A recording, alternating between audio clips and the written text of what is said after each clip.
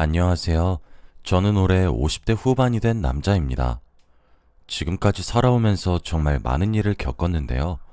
지금이 제가 되기 위해서 이렇게 많은 고난과 역경이 저에게 온 것 같습니다. 저는 살아오면서 부자의 삶도 살아봤고 거지의 삶도 살아봤어요. 이렇게 극과 극의 두 삶을 살아보면서 정말 많은 것을 깨달았습니다. 저만큼 인생의 굴곡이 심한 사람은 아마 없을 거라고 장담합니다. 다들 저의 이야기를 듣고 힘을 내셨으면 좋겠어요. 저는 어린 나이부터 사업가가 꿈이었습니다. 그래서 주위에서 그렇게 말렸는데도 불구하고 고집을 피워서 사업을 했어요. 제가 사업을 시작할 수 있었던 이유는 저의 의지도 있지만 부모님의 응원도 있었습니다. 제일 친한 친구들까지도 그냥 평범하게 취업하고 평범하게 여자 만나서 평범하게 결혼하라며 사업 준비하는 걸 그만두라고 말리기 일쑤였어요.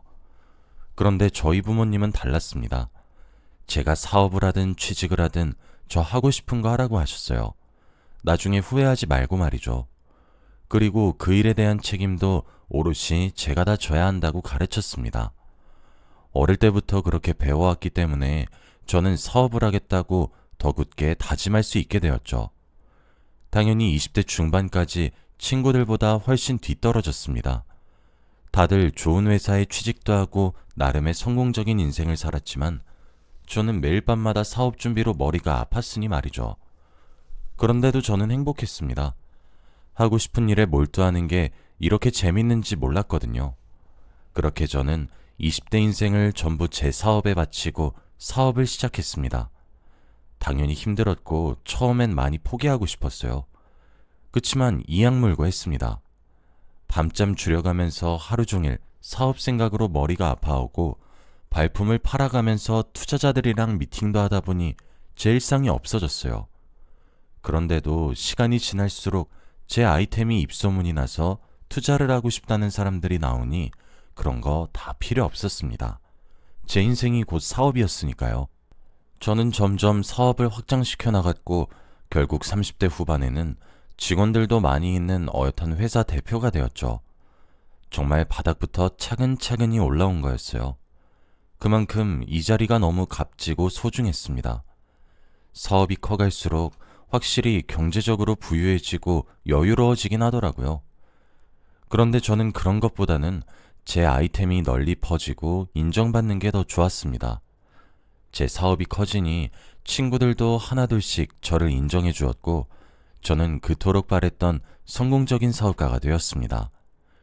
그런데 20대 때부터 저의 영혼을 갈아서 사업에만 몰두를 하다 보니까 어느덧 40을 바라보고 있더라고요. 그동안 연애는 당연히 해보지 않았고 사람들을 만날 여유조차 없었습니다.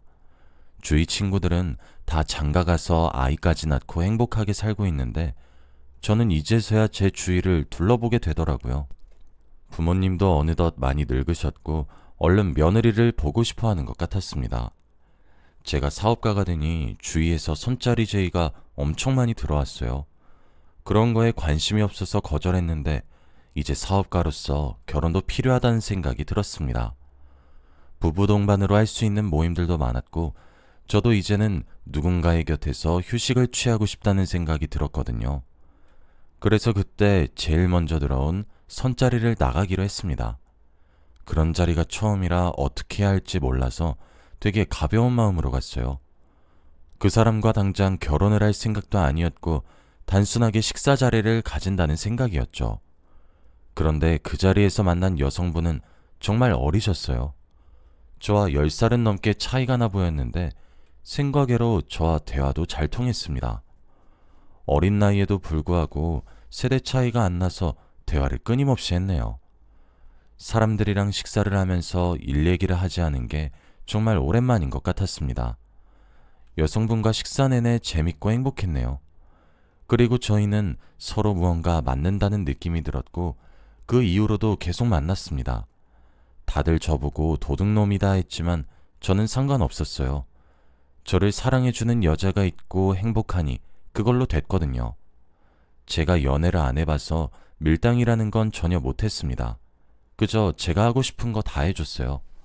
백화점에 갔는데 예뻐 보이는 가방이 있으면 그녀에게 사주었고, 지나가다가 우연히 예쁘다고 말한 신발이나 옷이 있으면 그걸 기억해두고 몰래 서프라이즈로 사주고 그랬답니다. 제가 해줄 수 있는 건 최대한 다 해주고 싶었어요. 그렇게 저는 사랑을 표현했고 저희의 관계도 많이 발전되었답니다. 그녀와 만난 지 오래되었을 때 그녀가 제게 그러더라고요. 결혼하자고 말입니다. 저는 그 말을 듣고 심장이 미친 듯이 뛰었어요. 그녀가 먼저 저에게 결혼하자고 말해준 것이 저는 너무 기뻤거든요. 당연히 고민할 틈도 없이 결혼을 하자고 했고 저희는 속전속결로 결혼식을 올렸습니다. 주위에서 뭐가 이렇게 급했냐고, 혹시 속도 위반했냐고 장난식으로 물어봤지만 저희는 그런 것도 아니었고 단순히 서로 너무 좋아서 빨리 결혼했다고 대답했어요. 그만큼 저희는 서로밖에 모르는 사람들이었습니다. 그리고 결혼하고 나서 아내를 고생시키지 않게 하기 위해 아내가 하고 싶은 거 다 하게 냅뒀어요.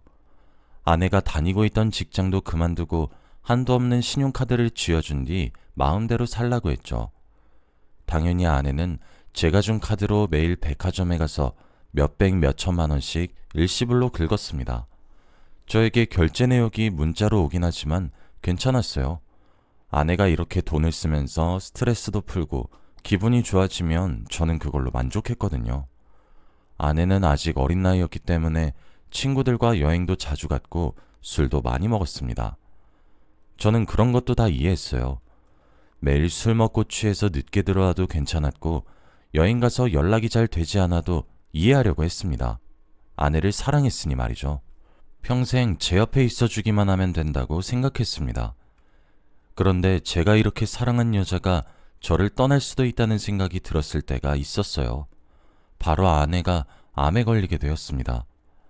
아내가 나이가 어려서 건강검진을 아직 해본 적이 없었는데 제가 건강검진하러 가면서 아내와 같이 간 적이 있어요. 그런데 그 결과에서 암이라는 진단이 나왔습니다. 그 순간 뒤통수를 한 대 맞은 기분이었어요. 아내가 제 곁을 떠날 수도 있다는 생각이 들었습니다. 아내는 검사 결과지를 들고 펑펑 울었어요. 자신이 죽으면 어떡하냐며 자기 버리지 말라며 오열을 했죠.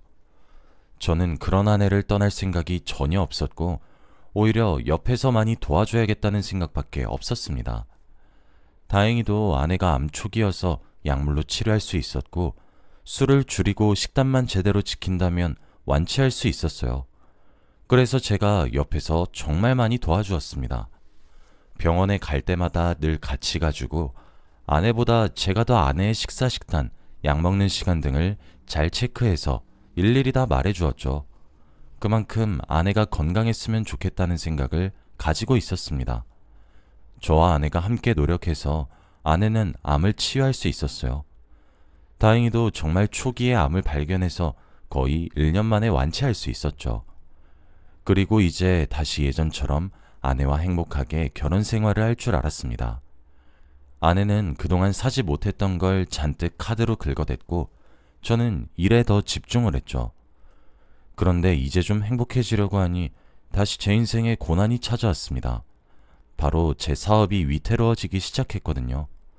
순식간에 일어난 일이라 대처도 제대로 하지 못했고 최대한 끝까지 붙잡고 있었지만 이미 손을 쓸 수 없는 상태였기 때문에 파산 신청을 하게 되었습니다.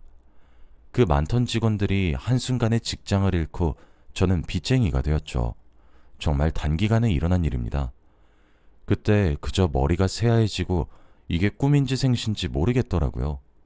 직원들도 펑펑 울면서 회사를 나갔습니다.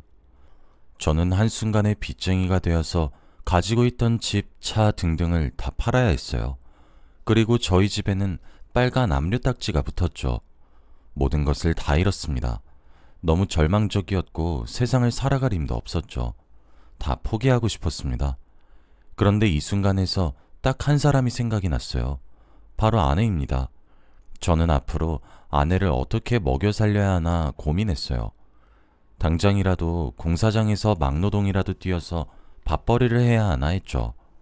아내가 당연히 제 옆에 있어줄 줄 알았는데 그건 저의 착각이었나 봅니다.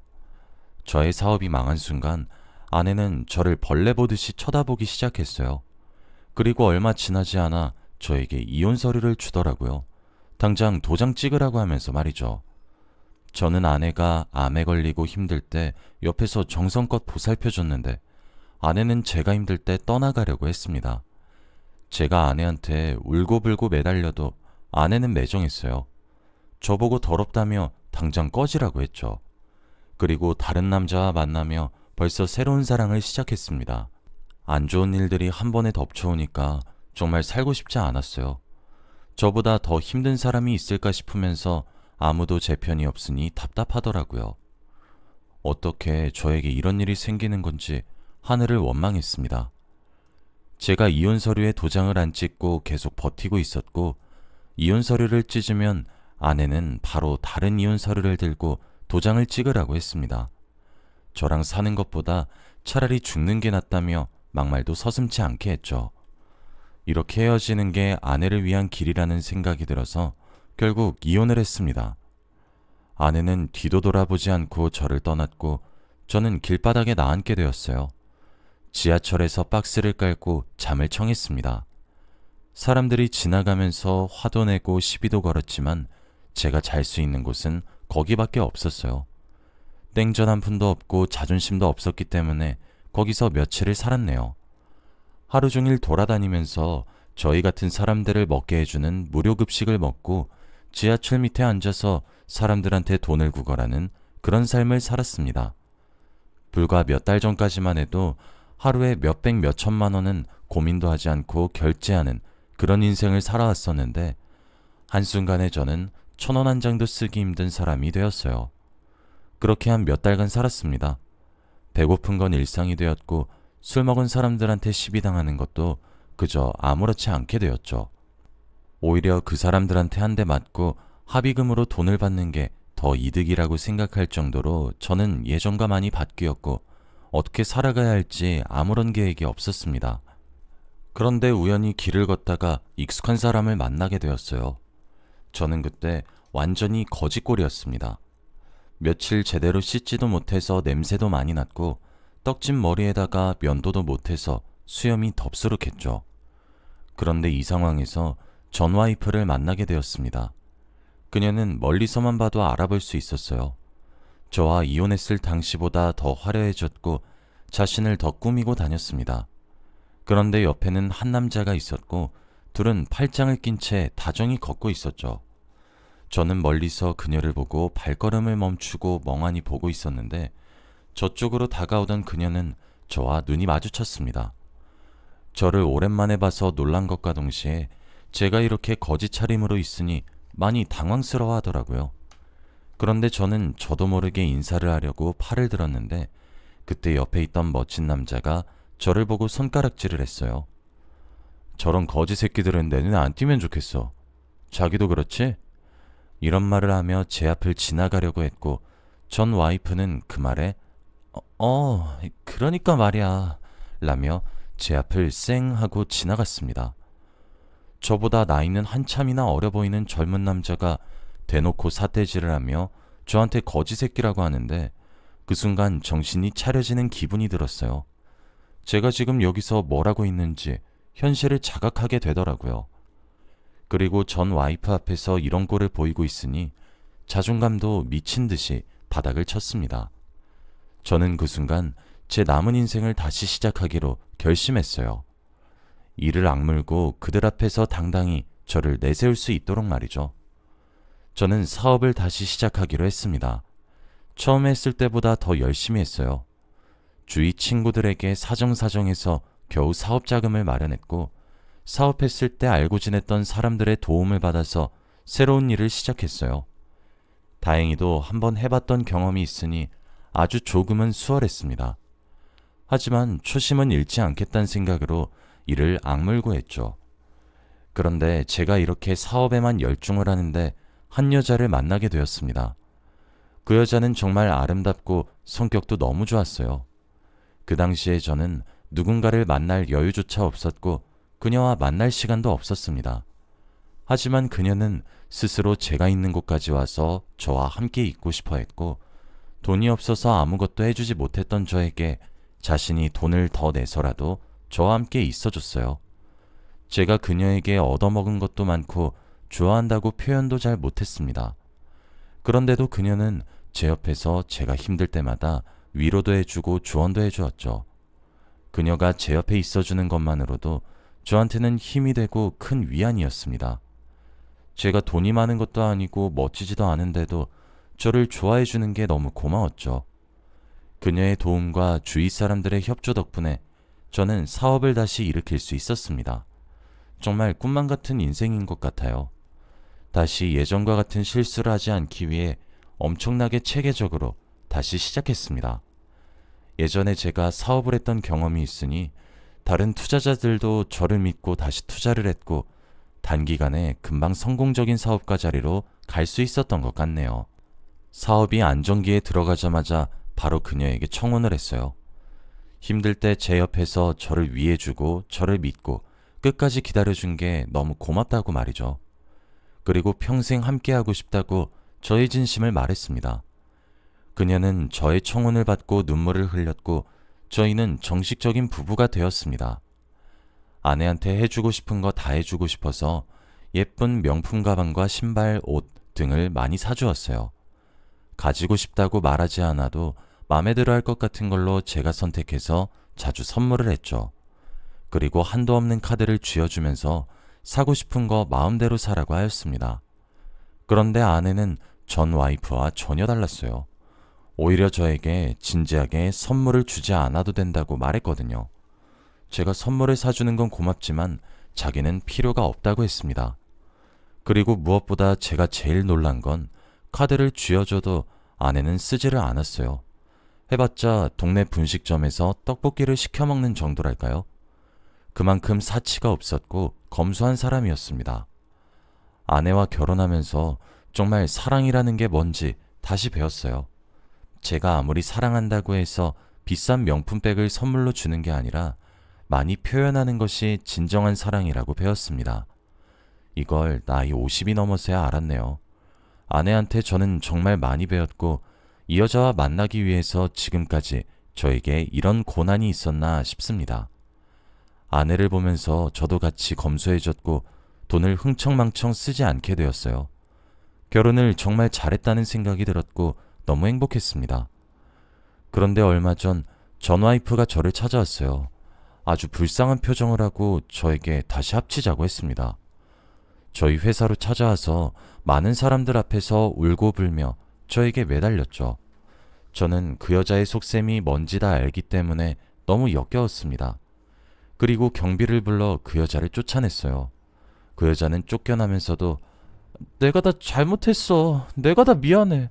라며 계속 재결합을 하자는 말만 반복하더군요.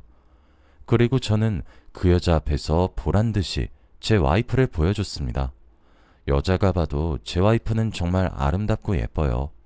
그때 전 와이프의 표정을 보고 속으로 얼마나 비웃었는지 모릅니다. 사람 힘들 때 가차없이 떠나놓고 다시 예전처럼 돌아오니 저한테 매달리는 건 너무 속이 보이는 거 아닌가요? 그 여자와 만났던 그 시간들이 너무 아깝고 상상도 하기 싫습니다. 지금 제 옆에 있는 아내 생각만 해도 부족할 정도거든요. 저는 새로운 사업가가 되기까지 몇 년이란 시간이 흘렀어요. 그동안 나이도 많이 먹었고 인생이 참 다사다난했던 것 같네요. 저희 부부는 주말이 되면 근처 동네로 소풍을 가거나 해요. 그리고 장날이 되면 시장에 가서 떡볶이도 먹으면서 도란도란 이야기도 나눕니다. 이렇게 소소한 일상이 얼마나 행복한지 몰라요. 앞으로 저는 아내와 평생 함께하고 싶습니다. 이렇게 여러분들 앞에서 저의 인생 이야기를 하다 보니 그동안의 기억이 머릿속에서 주마등처럼 지나가네요. 정말 제 인생보다 더 힘들게 산 사람이 있을까요? 그래도 제가 겪었던 일들 덕분에 저는 새로 태어난 느낌이고 이렇게 제 옆에는 사랑하는 아내도 있는 것 같습니다. 다 이렇게 되려고 저를 힘들게 했나 보네요. 여러분들은 저 같은 일 절대 겪지 않길 바랄게요. 배우자 꼭 잘 만나시고 상처 없는 인생을 사세요. 다들 저의 이야기를 들어주셔서 감사합니다.